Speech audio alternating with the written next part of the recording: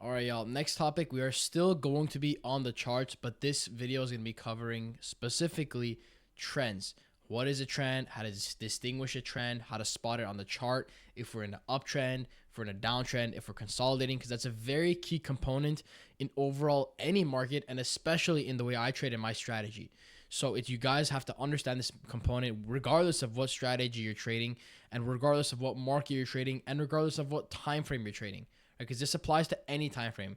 Okay, let me get rid of this stuff from the previous video, if you guys didn't see from already, it was covering candlesticks. So if you haven't checked out the previous videos, I highly recommend. It covers everything you need to know about getting started with trading, right? We've had 5 previous videos. I think this is the 6th video. So we're going to start off on a fake chart. So what are the price can be doing 4 different things. 4 different things. It can either be doing an uptrend, okay, or it can be doing a downtrend. You know what, it'll be better if we just do this. Price can, bro, how can I type in this, dude?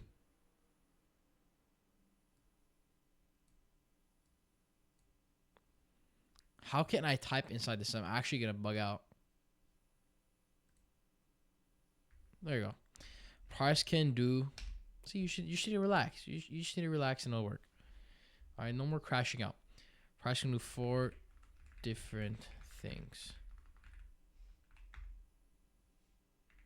Uptrend.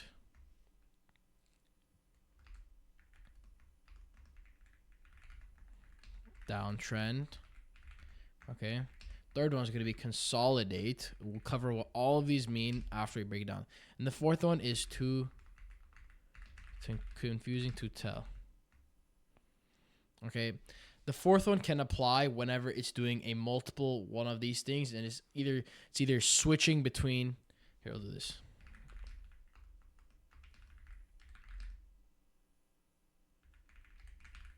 Structure just means the actual structure of the market. Actual changes to price can have 4 different structures. I'm switching structure too often and not either switching too often or not switching too early to confirm the structure. Okay. They kind of both mean the same thing, but the first one just means switching structure too often means it's switching from an uptrend very quickly to a downtrend very quickly to consolidation very quickly, and it's kind of confusing what it wants to maintain. And switching too early to confirm the structure means it looks like it's forming an uptrend, but then it breaks the uptrend to start a downtrend, but it doesn't fully form the downtrend, which we'll cover in a second about how we can tell if it's fully formed or not. Okay, so we want to take a look. Okay, we can have this on the side right here while we draw this out. No, we'll put it up here. So price can have 4 different structures. So this is what an uptrend is going to look like. So we covered candlesticks previously, right? A green candle means a candle where let's say we have a candle like this. Quick rundown, guys. Open right here. I'm put an O for open. C for close. Okay, maybe have some wicks over here. Okay, this is, let me make that shorter. This is going to be the L, which is the low. This is going to be the H, which is the high. The highest price that price went on this candle, and this is the lowest price that the candle moved on this specific time window of this candle. Which, for example, let's say we're on the 30-second time frame. That's going to be a 30-second candle. Okay, open is where price opened at the start of that 30-second interval, and close, which is where price ended up being at the end of that 30-second interval for this specific candle. Okay, and that's so if price closed above where it opened, it's going to be a bullish candle. Okay, we'll put this bull. Okay, now if we do the same thing over here for a bearish candle, this is first going to be the open. This is going to be the close. This is going to be the high, right? It's still going to be a high and a low. right? This is going to be the low. This is called a bearish candle. I'm gonna name it bear for bearish and bull for bullish, right? This is green. This is red, and we'll just fill this in like this. Because I have mine set as black. So green and red or black, whatever color pattern you have. Open, high, low, close, open, high, low, close. Right, for bearish candle, open and then close below where it's opened. And we have a high and a low price for the specific price point and the lowest point that price went at the specific time interval. All right, so if we look at a chart, it consists of many patterns of green and black candlesticks. I have my red candle set as black, so if I say red or if I say black, that just means the bearish candles, which are these black candles. I just put them onto black color mode because it's better for my psychology. So back to the chart, or fake chart, I should say. The chart represents a bunch of combinations of green candles and black candles, and depending on the combination of them, tells us whether we're in an uptrend or a downtrend or consolidating or too confusing to tell. Uptrend consists of candles doing a formation like this, right? But imagine a bunch of candlesticks forming, going up and then pushing back down, and then going back up and then pushing back down, and going back up and pushing back down. But when we continuously do this higher and higher and higher, and price is moving up, that's called an uptrend. Okay. When price, I'll tell you how to break this down right now. So when price pushes up, okay, and then pivots, right? It pushes up strong and then pivots and it starts coming down. That's called a high. Okay, we can typically look at it, for example, right here. Price pushed up like this, right? And then it pivoted and then it came down strong, right? We don't know it's going to pivot until after it happened. So once we see after it happened, let's say we're at this point, we start seeing it pivot. That's we can kind of tell we are forming a high because we did some sort of pivot. Okay, usually you'll see, like, at the minimum, some green candles followed by some black candles, or some hesitation and then some black candles. So that's going to form your high, okay? Whatever price pivots at the top. And the same goes for the lows, but just flipped around. The lows are just the price pivoting after pulling back and then pushing back in the original direction. That's called a low, right? It doesn't have to push back in the original direction for it to be called a low. It just has to pivot at the bottom part. So if it pivots, for example, like this, right? This is a low, right? Because price pushed down and then pivoted. Or like this right here. This is more of a rounded low, but we don't say rounded low or anything. It's just, I'm just saying that in terms of the visuals. So this one didn't have just like a candle down and candle up. It had more of a smooth kind of pivot. So, but that still counts as a pivot, right? This is also a pivot, right? This is a low and this is a high and a low pivot, okay? When we continuously make higher highs and higher lows, right? That is called an uptrend. Okay, that kind of went a little bit quick. Let me break that down. So when we have a high and low being formed continuously, but let's say we have this high right here and this low, when the next high is formed higher than the high, the previous high, that's called a higher high. Why? It's in the name. It's formed higher than the previous high. Therefore, we call this the higher high. Now, if the same case applies for the low, where the, let's say, price pushes up really strong, forms a high, it pivots, now it forms a high, and we consider it a higher high since it was higher than this previous high. So many highs. Okay, high, bye, goodbye. Okay. When price pulls back, forms this low, and it's higher than this previous low, the most recent previous low, it's called a higher low. Okay? And same thing for the next high. If this high is higher than this previous high, not this first high, but the most recent previous high, that is also still a higher high. And the same case for the lows. When it's higher than the most recent low, when the low is higher than the most recent low, that is considered a higher low. When price decides to do this thingy, let's say it pivots right here, comes down lower than this low, that is called a, oh, sorry, we're not done yet. Let me actually move this chart out of the way. Let's see if I can, oops. See if I can drag this away. Yay, there we go. So when price does this thing where it pulls down further lower than this low, but then pivots up, this is called a lower low. Okay, this is called a lower low. Can you guys guess why? It's in the name. It's called a lower low because it formed lower than the previous low. Okay, this is where the previous low was. This pivoted lower than the previous low, therefore it's called a lower low. Okay, now if we delete this, let's go back to this chart only. Not this chart only, but this chart. Let me get rid of the mini dot I just made because that's going to bother me when I see that randomly. If we take a look at this chart, whenever we're continuously forming higher highs and higher lows like this is called an uptrend, right? We are trending to the upside. And in short, it's called a uptrend. We are trending up. Okay, how? We are forming higher highs and higher lows. That's all that is. We'll just add that to that definition here. Forming higher highs and higher lows. Okay, we're just going to drag this out a little bit more. Can Loki space this? No, whatever. We'll just leave it how it is. So uptrend is forming higher highs and higher lows. Okay, a short keyword, if you guys are not on the Discord where I cover the terminologies as well, we can look at this as HH and HL. Let me put that in parentheses. HH and HL for short. HH just means higher high and HL means higher low. Now, moving on to downtrend. Downtrend is the same case, but to the downside. So, if we have price doing something like this, this is a downtrend. Why? Because price first pivoted over here.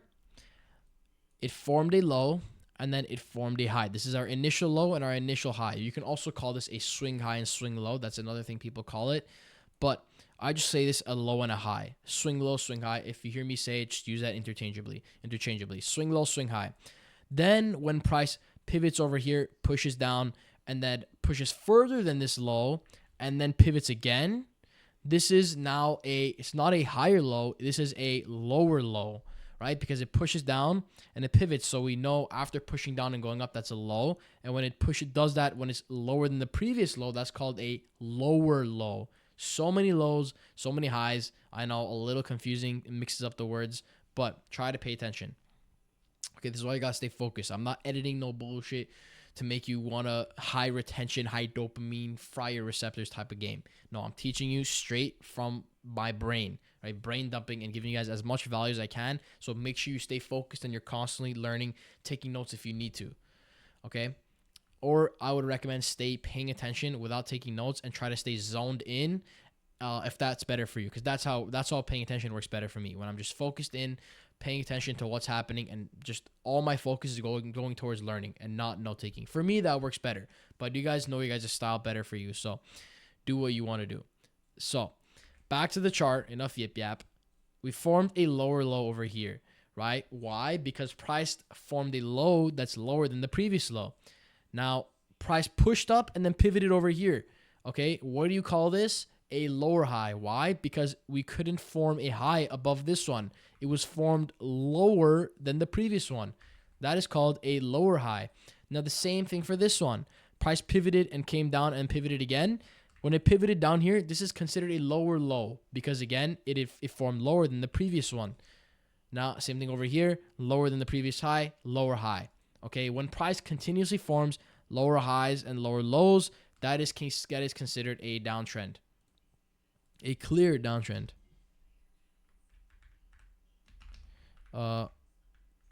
Forming lower lows and lower highs.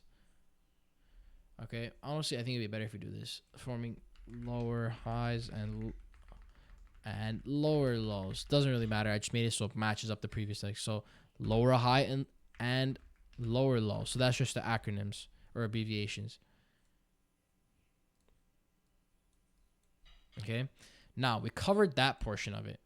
So if price ends up doing this thing where it's really difficult to tell if it's making higher highs or higher lows, or if it's just consolidate, or if it's just chopping up, right? Price is moving in a specific range. A range just means it's in a specific zone where you have a defined high and a defined low, and it's not making any newer higher highs or higher lows or lower highs or lower lows. So let's say price does this thing where it pushes up, pulls back. It doesn't push as high enough, but it continues. It tries to do it, but it doesn't really break that high, this high over here. And then it does this sort of thing where it comes down, and then it does this thing where it tries to push up really strong but doesn't break it. It comes back to this lowest point, and we'll end up doing this type of thing. Okay, this is called consolidation because price is not making any new higher highs and it's not making any new lower lows. Okay, so this is our kind of range bounded price, right? Another way to refer consolidation is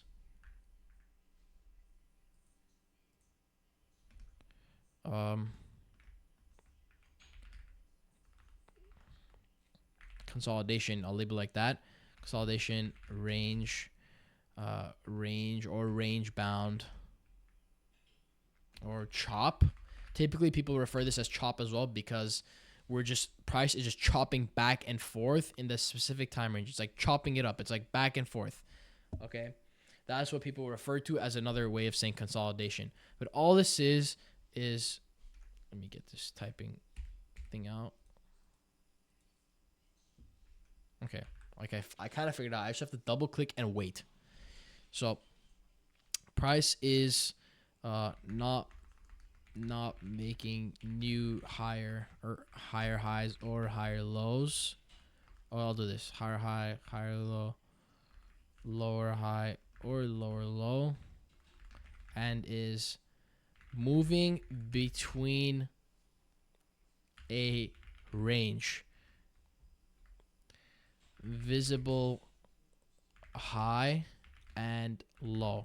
You can also view this as support and resistance. For example, we have a lot of resistance at these highs or support at these lows, but that's just another way to kind of define it.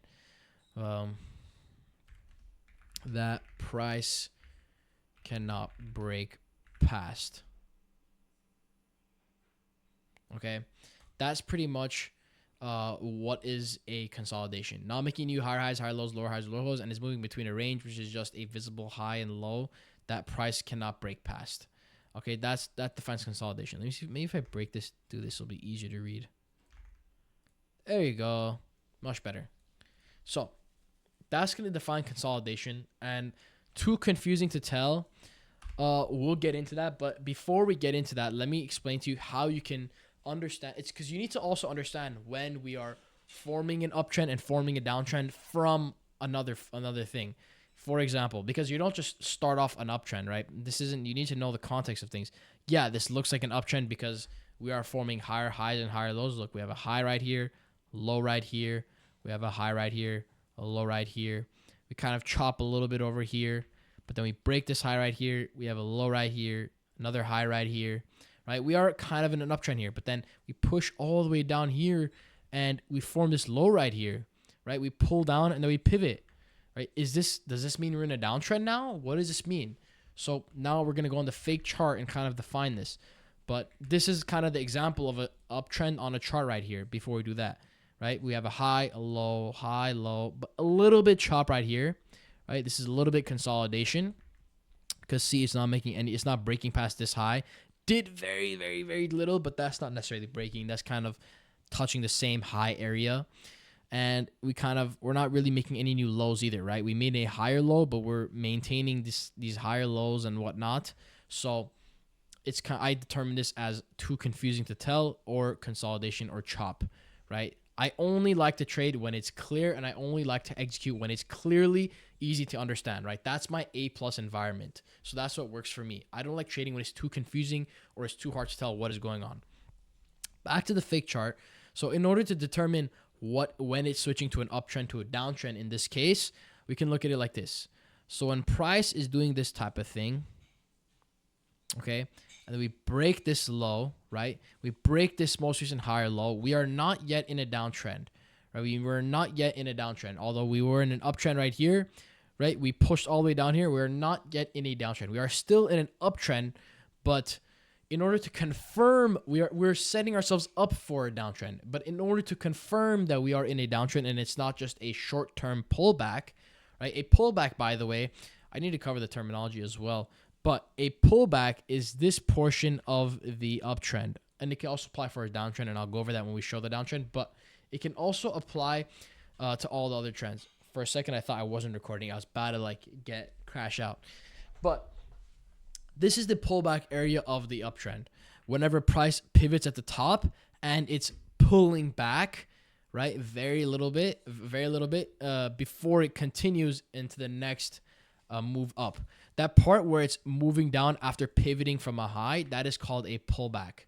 Okay, that move all the way until it pivots here, this entire move is called a pullback.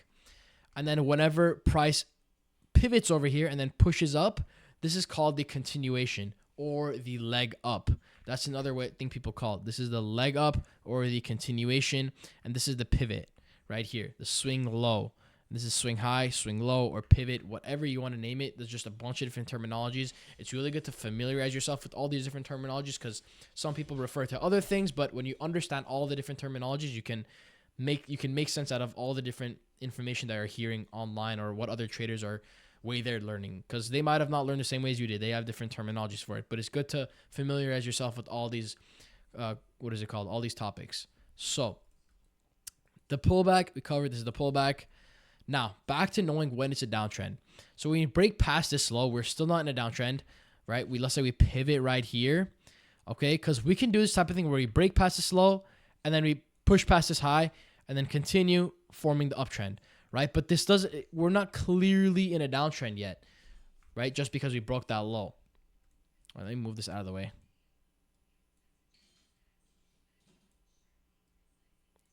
Yeah, we're not clearly in a downtrend after we break it because this thing can happen. But that's why we want to see something like this happen, where we push down, we push up, but we're not able to break this high, and we pivot earlier. So we make what is this called? The start of the downtrend, a lower high, and this is a lower low, right? But still, we are not in a downtrend, even if we pivot right here, because still this can do this type of thing where we do this and continue back up, right? And break past this high. But as we're doing more of the characteristics of a downtrend, it becomes more and more confirmed that we are doing a downtrend, right? Because this is more confirmed of a downtrend compared to this type of thing, right? Because now we have more information that we pivoted here, right? Sellers are stepping in here. Sellers wanted to jump in and get aggressive and push the price down. So we might be ready to start a downtrend more than if we just had this information, okay? But that's why I like to wait for, I'll tell you my final thing. After we see this pivot right here, I want to see us break past the lower low to show us that we are in a downtrend, right? When we break past this lower low, that's how I know we are in a downtrend, okay? That's my confirmation for downtrend activated, okay? On the technicals only, because I don't only use price to determine downtrend. I will go over more of that later in this video, but let's cover this first. When price breaks past this low, that's considered a downtrend. Breaks past the lower low, okay? Yeah, we had this low right here. Price pushed down, broke past the low, and then pushed up. We weren't able to make a higher high. We made a lower high, right? Lower high and lower low. But once price breaks past the lower low, the new low, that's when I'm confirmed we're in a downtrend. And then we can do something like, okay, we play as if it's in a downtrend.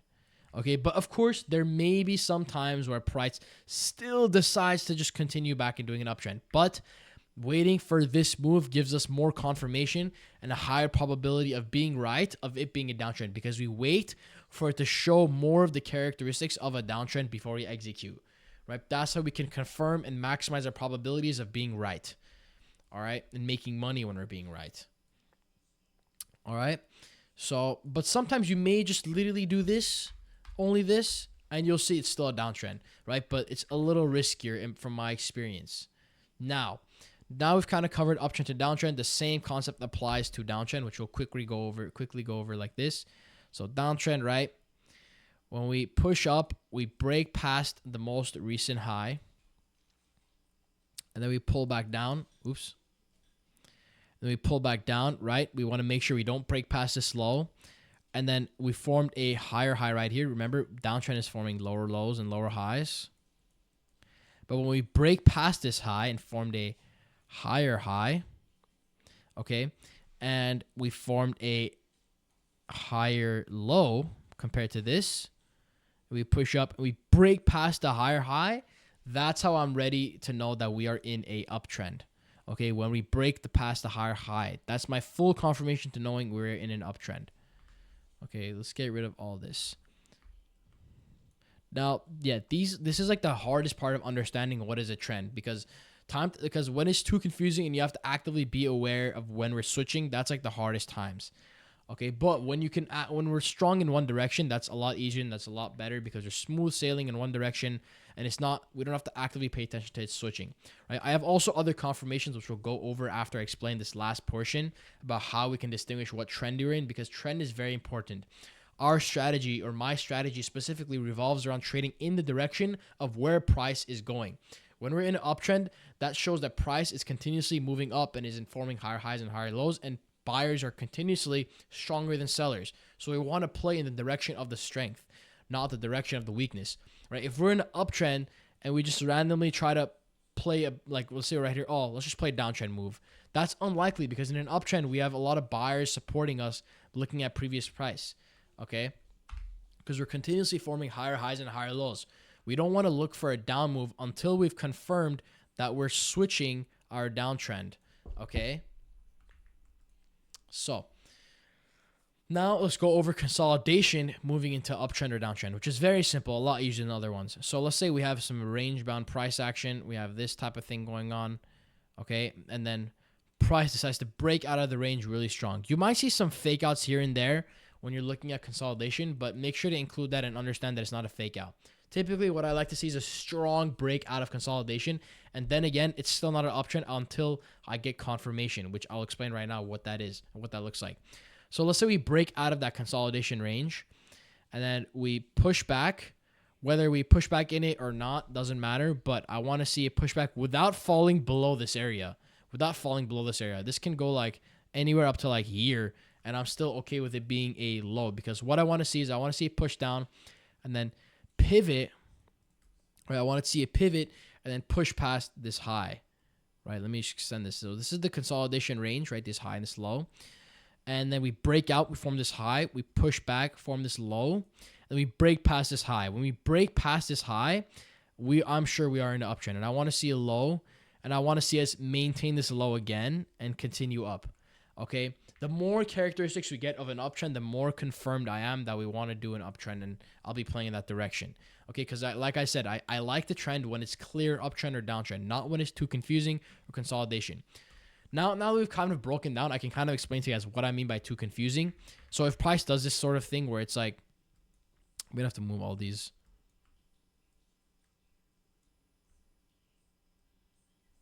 Bro, honestly, we don't need these drawings, bro. Let me erase this.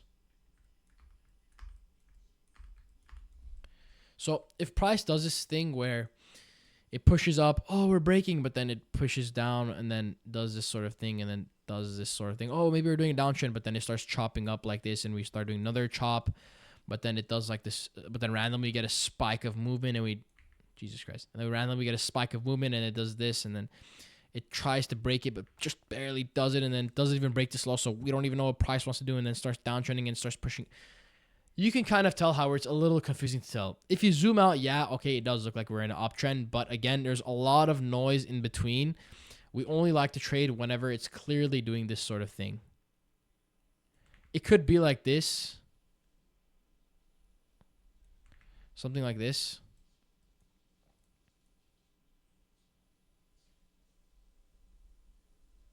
Right? That is clear. But something like this is not clear. I mean, it is a little bit clear because I drew it pretty good, but like this beginning portion is not clear. This one's a little more clear because like it looks like this one's a little more clear because it looks like it's setting up for an uptrend, but this part is kind of not clear. I think I meant to do something like this. So where it looks like it's going to push out, but it's not, but then it comes back and then continuously does this thing. But Yeah, we want to look for only trading clear price action. Now that we've covered all about switching and trends and uptrends and downtrends and consolidation and what they are, and a little bit about too confusing to tell, let me cover other things that help me distinguish what trend we're in. If you guys have watched my lives, you may have heard me explain sometimes how I use the 200 SMA. You can also use the 200 EMA, which let me look for a sec. If I use the EMA and then I put 200, how different does this look? I think it's like pretty similar. Okay, actually it is like a little bit closer, because what the EMA does, the way it works is it takes into account more of recent price action, and it's more heavily weighted towards it, I believe. I don't know the exact way the algorithm works, but it's more heavily focused towards recent price action. So that's why we'll see if I delete this EMA, the EMA tends to sit closer to the price action, and it tends to flatten out, for example, sooner compared to the SMA. But I found the SMA to be a little bit better because it just I don't like it reflecting recent price action too soon. So you can use that if you guys want to. It doesn't make too big of a difference, but it's all about your experience with it. So if you guys find it better using the 200 EMA to help you distinguish trends, then use that. But going back to the actual reasoning on why I use this. So the way I use the 200 EMA, first of all, let's say we, of course, want to apply that knowledge we just found out about understanding trends. For example, right here, we are in an uptrend. Why? Because higher highs and higher lows. So if we start right here, we have a high, a low, a high, a low, a high, a low. Now, you don't want to get into nitty-gritty every single specific candle like this. Like, okay, this is a high, this is a low, this is a high, but then we broke this high, but then we broke past this low, or whatever, and then we broke past this high, and then high right here, and then low, and then high, and then low, and then high, low, whatever. You don't want. I don't like to look at it like that. I like to stay away whenever from getting into the nitty gritty details like that. I like taking a look at the bigger picture. Okay, the bigger picture, because sometimes when you try to get a little too focused on the details, you get caught up in the chop, right? So over here, it gets a little bit choppy, a little bit too confusing, and I usually get caught up in that whenever I start focusing too heavily on the nitty gritty details of each individual candlestick. Okay, when I focus generally, are we making higher highs or higher lows? That helps my mindset better and understanding the price action better, because I play in the general direction of the trend, right? High, low, high. This was like equal, so we kind of broke it. High, a higher low, but it was a little choppy in here. I will agree on that part. A little bit choppy in here. We had a high, a kind of a low, and then a high, and then we broke all these lows down here, right? We did this sort of thing right here, okay? And then we pushed up. We formed a higher, lower high, and then we just barely broke past this low, right? We barely broke past this low, okay? Oops, we actually dragged this one too. We broke past this low, and then we pushed up. We did something where we broke past this high a little bit, and then we tried breaking past this low. We didn't break it, and then eventually we did break it, and then we never broke past this high, and we started that downtrend, right? We started that downtrend. So that's what I like to see for confirmation, right? I want to see that low broken up. That's how I know we're initializing the downtrend. Okay, now it might not look picture perfect, which it didn't look for this recent price action, right? Because remember, it's not always going to look like textbook perfect. But if it is textbook perfect, that's when I get full confidence, because I know the play is working out perfectly the way it's supposed to, right? That's like my A+ setup when it looks textbook perfect. So back to the 200 SMA. So the way I use the 200 SMA to determine trend is through this. Let me bring that down here. We'll add to this definition. So I want to see 200 SMA sloping upwards, or you can view it as pointing upwards. Okay. That's like the characteristics of an uptrend. This line has to be pointing upwards. Whether it's pointing upwards a tiny bit or a lot, that kind of tells us the strength of the move. But for the most part, I want it to be pointing upwards. Now, if we go up here, I also want to see the price holding above the 200 SMA for a little while, right? Not just right away holding above it, but for a little while. This is, by the way, guys, this is the definition for a perfect ideal trend, Okay, so keep in mind this is like this is what it will look picture perfect. Okay. And that's about it for uptrend. Let me think. So price just holding above it, and 200 SMA holding pulling up, and us holding above the price as well. Okay, yeah, that's pretty much it. Now, if we want to apply to a downtrend, it's going to be the opposite. 200 SMA sloping downwards, pointing downwards. Okay. Or we can say, we also need it. By the way, this isn't an or, this is an and, right? And price, what's it called? Price holding below the 200 SMA for a little while, right? Like for example, this, although I did say it is a downtrend right here, whenever we broke past this low, it's not exactly a downtrend because the 200 SMA is still sloping up. We are confirmed the downtrend whenever the 200 SMA starts sloping down. So right here at this point, when it starts sloping down, like starting this area and after, that's when we've confirmed it's a downtrend. See, you can see when it starts sloping down, the price tends to get stronger, right? That's why I wait for full confirmation whenever I'm looking to take a trade. So we wait for price to be sloping down. Sloping down and forming lower lows and lower highs. At this point, we were a little bit choppy. I'm not gonna lie.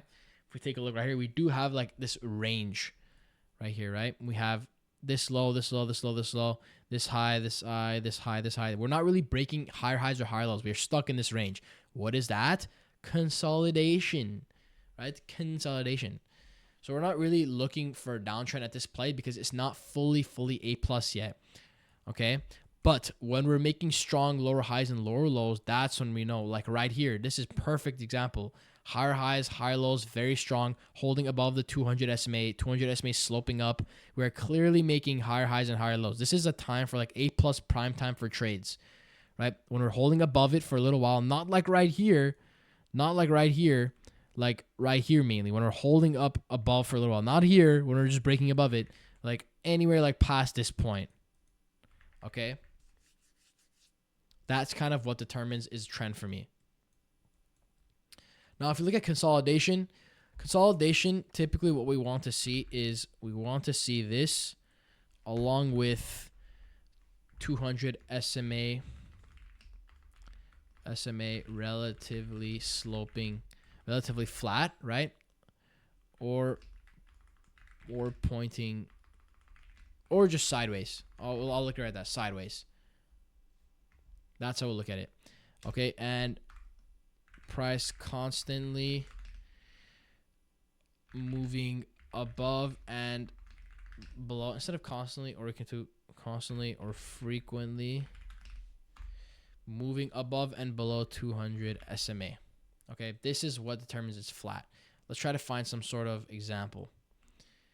Right here, perfect example of consolidation. Flat, price is still stuck in this range. We're not making any new higher highs or higher lows, or lower highs and lower lows, and it's stuck. 200 SMA is relatively flat. Like, see, it does slope up, slope down, but for as long as we're not making any new higher highs and higher lows, and we're kind of in this range, we're not looking to take a trade. When we break out of this range, right? See, we break out strong, pull back, break the high. We can look for an uptrend play, and wow, look at that, beautiful. Right? Because now price is shifting up, sloping up stronger. We're holding above it for a while, right? Over here, we're like quickly falling below it and above it. Over here, we're holding above it strong. We broke out of that range. Higher high, low, broke the high. You know, that's what I like to see for an uptrend, consolidation to an uptrend, just like what I showed you guys on the description, on the example, on the fake chart. Right? That's what mainly I look for. Okay? Too confusing to tell is pretty much what we showed you in the live example over here, right? It's not necessarily too confusing because we can kind of define it, but by too confusing, I mean like it's not clearly in one direction, right? It's not clearly telling us, okay, we want a clear uptrend. it's like, oh, downtrend, but no, let's low-key consolidate a little bit. Okay, nah, actually, I'm gonna trick you guys. I'm gonna do an uptrend, but psych, no, we're going back to consolidation. Nope, actually, we're gonna do downtrend. Like stuff like that, when it's too confusing and it's just really difficult to understand clearly what it wants to do, you just wait for it to clearly follow all these criterias, right? You want to wait for it to clearly follow all these criteria. See, we are sloping upwards a little bit, it's shifting downwards, but we are still a little bit choppy over here. Even though we are holding above it, we are not making any high, like we are making lower highs and lower lows over here. Right here, we come all the way down to like here a little bit, here, and then here, and then here, and then here. But then we kind of break it above this. So and now we start to initiate some consolidation, right? The downtrend and uptrend and consolidation, they're not going to continue forever, right? So it's not like if it's a downtrend, oh, it's going to continue. If confirmed that it's going to go forever and forever. No, right? It just helps you understand price and what direction we're currently in and the market environment we're currently in, right? That's very beneficial when you're combining it with almost any strategy, understanding what market environment you're in, whether in an uptrend or downtrend, and just because what this does, it helps you get context of the higher time frame. Like, if you're, let's say, someone who's following the trend or your strategy relies around playing in the direction of the trend, when it's an uptrend, you're not going to want to play against the uptrend. You're not going to want to play to the downside. If you have a clear, strong uptrend, right? And if you have a clear, strong downtrend, you're not going to play to the upside. And if you're in a clear consolidation, you're not going to try to bet in either direction, right? Because if it's consolidating, you're just going to assume that it's going to continue consolidating for as long as it is until it breaks out and gives you a strong signal that you want to change direction or you want to break out and start a trend, right? And that's where the confirmation examples that I showed you earlier in the beginning come in, right? You're going to apply that knowledge and apply those examples to see, okay, did we confirm that we're breaking out? Okay. So very important to understand. That pretty much wraps up everything about trends. This SMA line, I don't really use it. I just kind of use it to visualize the most recent price action and kind of help me understand the strength of the recent price action. But 200 SMA, this one kind of is really good for helping me understand the general direction of the market and context, along with understanding higher highs and higher lows and uptrend and downtrend. So make sure you guys understand everything covered here, because this is very important for understanding trends. Like, this is mainly what I use for understanding trends. Okay, if you can understand this stuff, you clearly have trends down. Okay, that concept is down in your brain. All that's left is being able to go on the charts and apply it and visualize it and see it, right? That takes time. So my homework to you guys is I want you guys to go on the chart and try to mark out your highs and lows and try to spot an uptrend. Okay, this is an uptrend right here. Higher highs, higher lows, right? And then try to spot when it breaks it and try to mark out when it confirms it, okay? Right here, even though it broke below it, like I told you guys earlier, it's not confirmed yet because the 200 SMA is still sloping upwards, right? We need this to slope downwards a little bit at least, like this, right? When it does this sort of thing, that's when it's confirmed. When it does this sort of thing, that's when it's confirmed because we're holding below it and we're forming lower lows and lower highs, right? That's like, this is prime time trade time right here, because we broke past this low, we didn't form a higher high, and we're just breaking out of the zone. And we're holding above below the 200 SMA, and it's sloping downwards. That's prime time downtrend entry time. Okay, so I want you guys to go on the charts, try to visualize uptrends and downtrends. Okay, like look at this. Even though we are uptrending here, right, we are still below the 200 SMA, and we are still what's it called? Yeah, we're still below the 200 SMA, and it's still sloping downwards, right? Even though, yeah, you could have, let's say, went long right here, rode it up till here, but it's just not a high probability play. Yeah, will it work sometimes? But will it be a high probability? No, right? Because why don't you do it over here? Why don't you buy right here? Oh, it didn't work. Why don't you buy right here? Oh, it didn't work. So you don't want to go against the high probability move, right? You want to play in the direction of what's high probability. All right, that pretty much sums up this specific video. But yeah, if you guys have any questions, you want me to explain something about trends again, let me know in the comments, and I'll potentially make a video on it as well. But that pretty much sums it up. Next video, I'll have to check again what the next video is. I forgot. It's on my list. But yeah, that's pretty much it for trends. Just understand everything written on this specific paragraph or these specific bullet points, and you'll be set for understanding it the way I understand it. It just takes time and experience of being able to visualize it on the chart and see it. And that'll come through just time on the charts and putting in the hours and learning and back testing. And we'll cover all that stuff as well. but making sure you can visualize it on the chart without putting a position. Very important, because it's a key component in understanding my system. All right, everybody, take care. I'll see you guys in the next video. Peace out.